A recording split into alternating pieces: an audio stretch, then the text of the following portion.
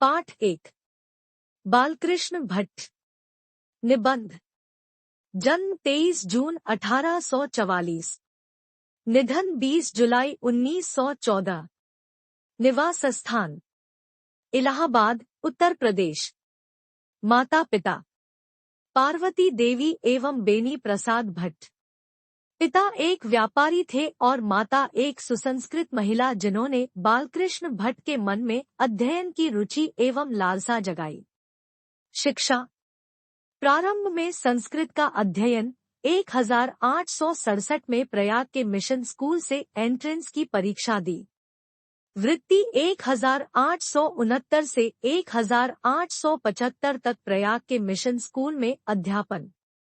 1885 में प्रयाग के C0A0B0 school में संस्कृत का अध्यापन।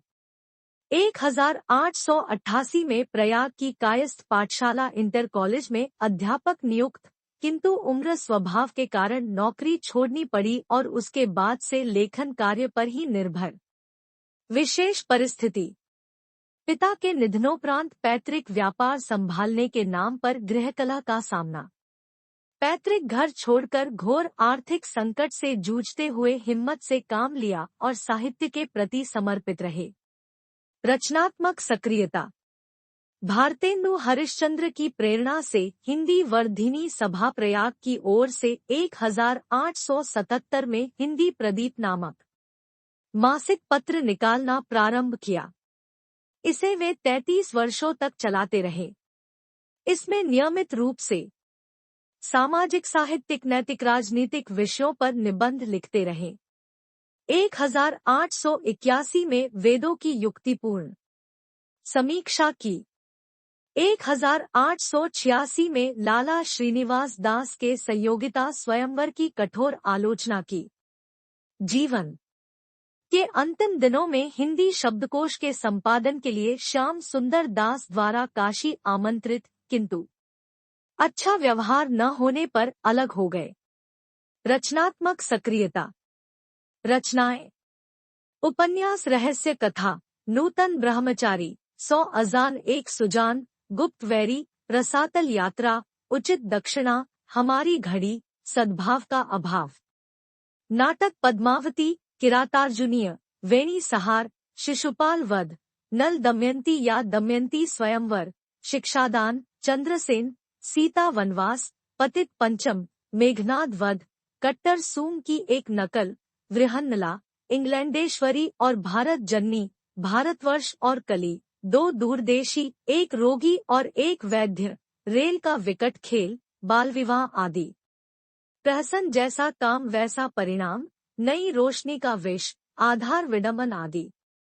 निबंध 1000 के आसपास निबंध, जिनमें 100 से ऊपर बहुत महत्वपूर्ण। भट्ट निबंधमाला नाम से 2 खंडों में एक संग्रह प्रकाशित। बालकृष्ण भट्ट आधुनिक हिंदी गद्य के आदि निर्माताओं और उन्नायक रचनाकारों में एक है। वे भारतेंदु युग के प्रमुख साहित्यकारों में से हैं। वे हिंदी के प्रारंभिक युग के प्रमुख और महान पत्रकार, निबंधकार तथा हिंदी की आधुनिक आलोचना के प्रवर्तकों में अग्रगण्य है। उन्होंने आधुनिक हिंदी साहित्य को अपने प्रतिभाशाली जनधर्मी व्यक्तित्व और लेखन से एक नवीन धरातल, नवीन दिशा और नया रूपरंग और मानस दिया। निश्चय ही इस महत्तर युगांतरकारी कार्य में वे एकाकी नहीं थे। स्वयं भारतेंदु हरिश्चंद्र, प्रताप नारायण मिश्र, प्रेमघन, राधाचरण गोस्वामी जैसे अनेक महान साहित्यकार उनके साथ थे। किंतु यह एक सर्वसम्मत स्थापित मान्यता है कि अपने युग के सर्वाधिक सक्रिय, मुखर और प्रदीर्घ समय तक सुदृढ़ निष्ठा के साथ तेजस्वी लेखन द्वारा साहित्य सेवा करते रहने वाले समर्पित साहित्यकार थे बालकृष्ण भट्ट। भारतेंदु युग के 2-3 प्रमुख साहित्यकारों में एक, जिनके अनवरत लेखन से भारतेंदु युग का रचनात्मक युगव्यक्तित्व निर्मित हुआ तथा आगे के द्विवेदी युग का मूलाधार निर्मित हो सका। साहित्य केवल कल्पनाविलास और मनोरंजन की वस्तु नहीं है, अपितु वह जन समूह के चित्त के विकास का संवाहक और जन संस्कृति के विकास प्रवाह का मूर्त वाङ्मय उपादान है, जो गहन लोक संपृक्ति से उपजता और दिशा पाता है। यह बोधपूर्ण प्रधान मान्यता भारतेंदु युग के साहित्य से बनती है और इसके दृष्टियों में बालकृष्ण भट्ट प्रमुख है। आधुनिक हिंदी नवजागरण और राष्ट्रीय आंदोलन के दौर में नए सिरे से अपनी भाषा और साहित्य की मौलिक लोकवादी प्रकृति एवं जातीय निष्ठा की पहचान करते हुए तदनुरूप दिशा और प्रवाह देने का कार्य जिन महान लेखकों ने अपनी रचनात्मक गतिविधियों द्वारा संपन्न किया, उनमें भट्ट जी विशेष रूप से स्मरणीय है। बालकृष्ण भट्ट गद्यकार थे। अपनी अभिरुचि, मानस और प्रतिभा से परिवेश और यथार्थ से संपूर्ण सरोकार रखने वाले लेखक पत्रकार। उनके गद्य की भाषा और कला की जड़ें भी परिवेश और यथार्थ में ही थी। लोक व्यवहार में, बोलचाल, बातचीत और अभिव्यक्ति में मूर्त भाषा और कला ही उनके गद्य का कलेवर बन जाती है। वह नवजागरण और स्वाधीनता संघर्ष का दौर था जिसमें भीतरी और बाहरी, स्वदेशी और विदेशी शक्तियों से टकराव और संघर्ष ही जागरूक गद्य लेखक की नियति थी। यह टकराव और संघर्ष भट्ट जी के लेखन में आंतरिक दृढ़ता, तेज और तेवर बनकर उभरता है। भट्ट जी ने हिंदी प्रदीप में पूरे अधूरे अनेक उपन्यास लिखे, नाटक और प्रहसन लिखे, किंतु निबंध ही उनकी वह अपनी विधा है जिसमें उनका अभिप्रायपूर्ण सोद्देश्य लेखन पूरी शक्ति, सामर्थ्य और वैभव के साथ प्रकट हुआ है। सामयिक समस्याओं पर उन्होंने जमकर लिखा है। बाल विवाह, स्त्री शिक्षा, महिला स्वातंत्र्य, राजा प्रजा, कृषकों की दुर्वस्था, अंग्रेजी शिक्षा, सुशिक्षितों में परिवर्तन, देश सेवा, अंधविश्वास आदि विषयों पर उन्होंने खूब लिखा। विविध मनोभावों और भाषा साहित्य के विषयों पर भी खुलकर लिखा। व्यक्तित्व व्यंजक, आत्मपरक, कलात्मक निबंध भी उन्होंने इतने लिखे कि उनकी संख्या सैकड़ों में है। आचार्य रामचंद्र शुक्ल ने निबंधकार के रूप में उन्हें अंग्रेजी साहित्य के एडिसन और स्टील की श्रेणी में रखा है। यहाँ प्रस्तुत बातचीत शीर्षक निबंध उनके निबंधकार व्यक्तित्व और निबंधकला के साथ साथ भाषा शैली का भी प्रतिनिधित्व करता है। प्रस्तुत निबंध भट्ट जी के बारे में ऊपर कही गई बातों को सहज ही पुष्ट और प्रमाणित करता है। 66 उनकी वास्तविक प्रतिभा एक अध्ययनशील विद्वान और तीक्ष्ण बुद्धि आलोचक की है। उन्हें आधुनिक हिंदी आलोचना का जन्मदाता कहना अनुचित न होगा। धर्म और दर्शन को सामाजिक विकास की कसौटी पर कसकर बालकृष्ण भट्ट ने प्रगतिशील आलोचना की नींव डाली थी। रहा है। रामविलास शर्मा। बातचीत। इसे तो सभी स्वीकार करेंगे कि अनेक प्रकार की शक्तियां जो वरदान की भांति ईश्वर ने मनुष्य को दी है, उनमें वाक्शक्ति भी एक है। यदि मनुष्य की और इंद्रियां अपनी अपनी शक्तियों में अविकल रहती और वाक्शक्ति मनुष्यों में न होती तो हम नहीं जानते कि इस गूंगी सृष्टि का क्या हाल होता। सब लोग लुंजपुंज से हो मानो कोने में बैठा दिए गए होते और जो कुछ सुख दुख का अनुभव हम अपनी दूसरी इंद्रियों के द्वारा करते, उसे अवाक होने के कारण आपस में एक दूसरे से कुछ न कह सुन सकते। इस वाक्शक्ति के अनेक फायदों में स्पीच वक्तृता और बातचीत दोनों है, किंतु स्पीच से बातचीत का ढंग ही निराला है। बातचीत में वक्ता को नाजंखरा जाहिर करने का मौका नहीं दिया जाता है कि वह बड़े अंदाज से गिन कर पाव रखता हुआ पुलपिट पर जा खड़ा हो और पुण्याहवाचन या नांदी पाठ की भांति घड़ियों तकन साबान मजलिस, चेयरमैन, लेडीज एंड जेंटलमैन की बहुत सी स्तुति करे करावे और तब किसी तरह वक्तृता का आरंभ करे। जहाँ कोई मर्म या नोक की चुटीली बात वक्ता महाशय के मुख से निकली की ताली ध्वनि से कमरा गूंज उठा। इसलिए वक्ता को खामख्वाह ढूंढकर कोई ऐसा मौका अपनी वक्तृता में लाना ही पड़ता है जिसमें करतल ध्वनि अवश्य हो। वहीं हमारी साधारण बातचीत का कुछ ऐसा घरेलू ढंग है कि उसमें न करतल ध्वनि का कोई मौका है, न लोगों के कहके उड़ाने की कोई बात ही रहती है। हम दो आदमी प्रेमपूर्वक संलाप कर रहे हैं, कोई चुटीली बात आ गई, हंस पड़े। मुस्कुराहट से होठों का केवल फड़क उठना ही इस हंसी की अंतिम सीमा है। स्पीच का उद्देश्य सुनने वालों के मन में जोश और उत्साह पैदा कर देना है। घरेलू बातचीत मन रमाने का ढंग है। उसमें स्पीच की वह संजीदगी बेकदर हो धक्के खाती फिरती है। जहां आदमी की अपनी जिंदगी मजेदार बनाने के लिए खाने, पीने, चलने, फिरने आदि की जरूरत है, वहां बातचीत की भी उसको अत्यंत आवश्यकता है। जो कुछ मवाद या धुआं जमा रहता है, वह बातचीत के जरिए भाप बनकर बाहर निकल पड़ता है। चित्त हल्का और स्वच्छ हो परम आनंद में मग्न हो जाता है। बातचीत का भी एक खास तरह का मजा होता है। जिनको बातचीत करने की लत पड़ जाती है, वे इसके पीछे खाना पीना भी छोड़ बैठते हैं। अपना बड़ा हर्ष कर देना उन्हें पसंद आता है, पर वे बातचीत का मजा नहीं खोना चाहते। रॉबिन्सन क्रूसो का किस्सा बहुधा लोगों ने पढ़ा होगा, जिसे 16 वर्ष तक मनुष्यमुख देखने को भी नहीं मिला। कुत्ता, बिल्ली आदि जानवरों के बीच में रह 16 वर्ष के उपरांत उसने फ्राइडे के मुख से एक बात सुनी। यद्यपि उसने अपनी जंगली बोली में कहा था, पर उस समय रॉबिन्सन को ऐसा आनंद हुआ मानो उसने नए सिरे से फिर से आदमी का चोला पाया। इससे सिद्ध होता है कि मनुष्य की वाक्शक्ति में कहाँ तक लुभा लेने की ताकत है। जिनसे केवल पत्र व्यवहार है, कभी एक बार भी साक्षात्कार नहीं हुआ, उन्हें अपने प्रेमी से बातें करने की कितनी लालसा रहती है। अपना आभ्यंतरिक भाव दूसरे पर प्रकट करना और उसका आशय आप ग्रहण कर लेना शब्दों के ही द्वारा हो सकता है। सच है, जब तक मनुष्य बोलता नहीं तब तक उसका गुणदोष प्रकट नहीं होता। बेन जॉनसन का यह कहना कि बोलने से ही मनुष्य के रूप का साक्षात्कार होता है, बहुत ही उचित जान पड़ता है।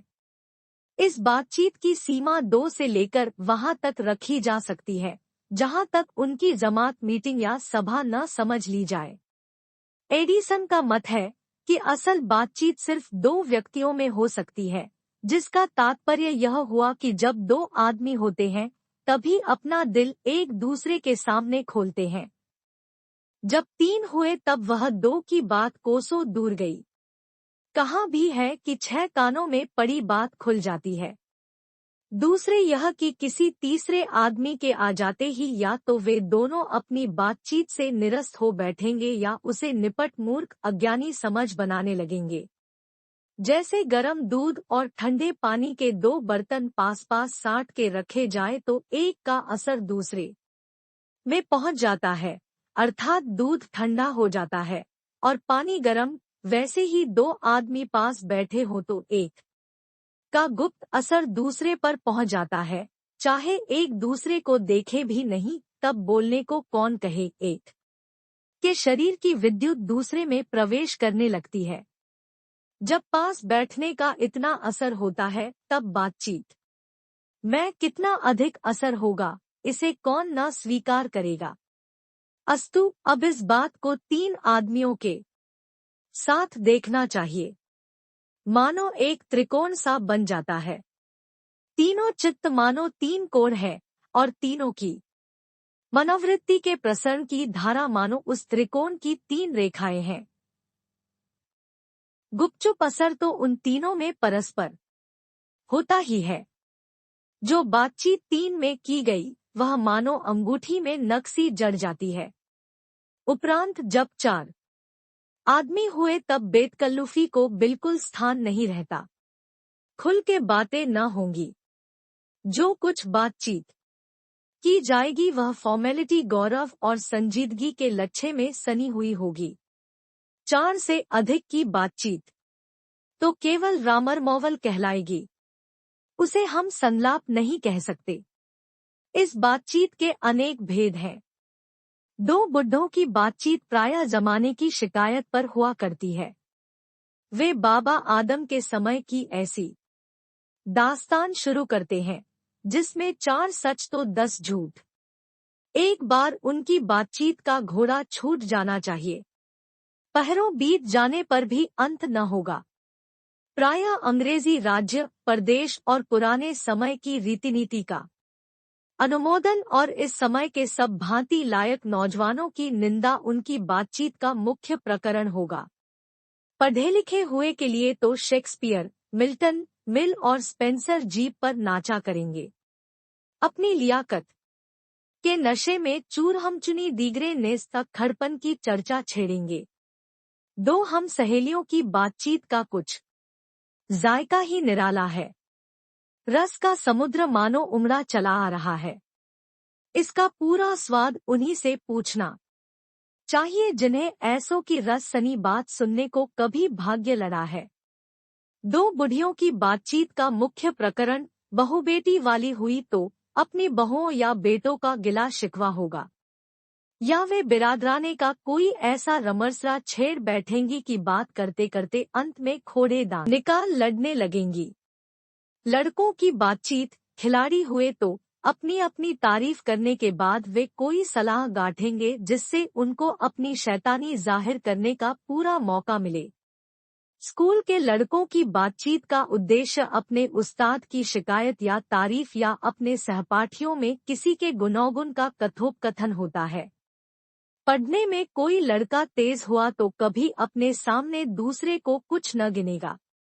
सुस्त और बोदा हुआ तो दबी बिल्ली का सा स्कूल भर को अपना गुरु ही मानेगा। इसके अलावा बातचीत की और बहुत सी किस्में हैं। राजकाज की बात, व्यापार संबंधी बातचीत, दो मित्रों में प्रेमालाप इत्यादि। हमारे देश में अशिक्षित लोगों में बतख ही होती है। लड़की लड़के वालों की ओर से एक एक आदमी बिचवई होकर दोनों में विवाह संबंध की कुछ बातचीत करते हैं। उस दिन से बिरादरी वालों को जाहिर कर दिया जाता है कि अमुक की लड़की का अमुक के लड़के के साथ विवाह पक्का हो गया और यह रस्म बड़े उत्सव के साथ की जाती है। चंडूखाने की बातचीत भी निराली होती है। निदान बात करने के अनेक प्रकार और ढंग है। यूरोप के लोगों में बात करने का हुनर है। आर्ट ऑफ कन्वर्सेशन यहाँ तक बढ़ा है कि स्पीच और लेख दोनों इसे नहीं पाते। इसकी पूर्ण शोभा काव्यकला प्रवीण विद्वान मंडली में है। ऐसे चतुराई के प्रसंग छेड़े जाते हैं कि जिन्हें सुन कान को अत्यंत सुख मिलता है। सुहृद गोष्ठी इसी का नाम है। सुहृद गोष्ठी की बातचीत की यह तारीफ है कि बात करने वालों की लियाकत अथवा पंडिताई का अभिमान या कपट कहीं एक बात में भी प्रकट न हो, वरन क्रम में रसाभास पैदा करने वाले शब्दों को बरकते हुए चतुर सयाने अपनी बातचीत को सरस रखते हैं। वह रस हमारे आधुनिक शुष्क पंडित की बातचीत में, जिसे शास्त्रार्थ कहते हैं, कभी आवेगा ही नहीं। मुर्ग और बटेर की लड़ाइयों की झपटाचपटी के समान उनकी नीरस कावकाव में सरस संलाप की चर्चा ही चलाना व्यर्थ है, वरन कपट और एक दूसरे को अपने पांडित्य के प्रकाश से बाद में परास्त करने का संघर्ष आदि रसाभास की सामग्री वहां बहुतायत के साथ आपको मिलेगी। घंटे भर तक कावकाव करते रहेंगे तो कुछ न होगा। बड़ी बड़ी कंपनी और कारखाने आदि बड़े से बड़े काम इसी तरह पहले दो चार दिली दोस्तों की बातचीत से शुरू किए गए। उपरांत बढ़ते बढ़ते यहाँ तक बढ़े कि हजारों मनुष्यों की उनसे जीविका चलने लगी और साल में लाखों की आमदनी होने लगी। 25 वर्ष के ऊपर वालों की बातचीत अवश्य ही कुछ न कुछ सारगर्भित होती होगी, अनुभव और दूरदेशी से खाली न होगी, और 25 से नीचे की बातचीत में यद्यपि अनुभव, दूरदर्शिता और गौरव नहीं पाया जाता, पर इसमें एक प्रकार का ऐसा दिलबहलाव और ताजगी रहती है जिसकी मिठास उससे 10 गुनी चढ़ी भी है। यहाँ तक हमने बाहरी बातचीत का हाल लिखा है, जिसमें दूसरे फरीक के होने की बहुत आवश्यकता है, बिना किसी दूसरे मनुष्य के हुए, जो किसी तरह संभव नहीं है, और जो दो ही तरह पर हो सकता है, या तो कोई हमारे यहाँ कृपा करे या हम ही जाकर दूसरे को कृतार्थ करें। पर यह सब तो दुनियादारी है जिसमें कभी कभी रसाभास होते देर नहीं लगती, क्योंकि जो महाशय अपने यहाँ पधारे उनकी पूरी दिलजोई न हो सकती तो शिष्टाचार में त्रुटि हुई। अगर हमें उनके यहाँ गए तो पहले तो बिना बुलाए जाना ही अनादर का मूल है, और जाने पर अपने मन माफिक बर्ताव न किया गया तो मानो दूसरे प्रकार का नया घाव हुआ। इसलिए सबसे उत्तम प्रकार बातचीत करने का हम यही समझते हैं कि हम वह शक्ति अपने में पैदा कर सके कि अपने आप बात कर लिया करें। हमारी भीतरी मनोवृत्ति प्रतिक्षण नए नए रंग दिखाया करती है। वह प्रपंचात्मक संसार का एक बड़ा भारी आईना है, जिसमें जैसी चाहो वैसी सूरत देख लेना कुछ दुर्घट बात नहीं है, और जो एक ऐसा चमनिस्तान है जिसमें हर किस्म के बेलबूटे खिले हुए हैं, ऐसे चमनिस्तान की सैर में क्या कम दिल बहलाव है। मित्रों का प्रेमालाप कभी इसकी 16वीं कला तक भी न पहुंच सका। एक इसी सैर का नाम ध्यान या मनोयोग या चित्त को एकाग्र करना है, जिसका साधन एक दो दिन का काम नहीं। बरसों के अभ्यास के उपरांत यदि हम थोड़ी भी अपनी मनोवृत्ति स्थिर कर अवाक हो अपने मन के साथ बातचीत कर सके तो मानो अहोभाग्य। एक वाशक्ति मात्र के दमन से न जाने कितने प्रकार का दमन हो गया। हमारी जिह्वा कतरनी के समान सदा स्वच्छंद चला करती है। उसे यदि हमने काबू में कर लिया तो क्रोधाधिक बड़े बड़े अजय शत्रुओं को बिना प्रयास जीत अपने वश में कर डाला। इसलिए अवाक रहा अपने बातचीत करने का यह साधन यावत साधनों का मूल है। शक्ति परम पूज्य मंदिर है, परमार्थ का एकमात्र सोपान है।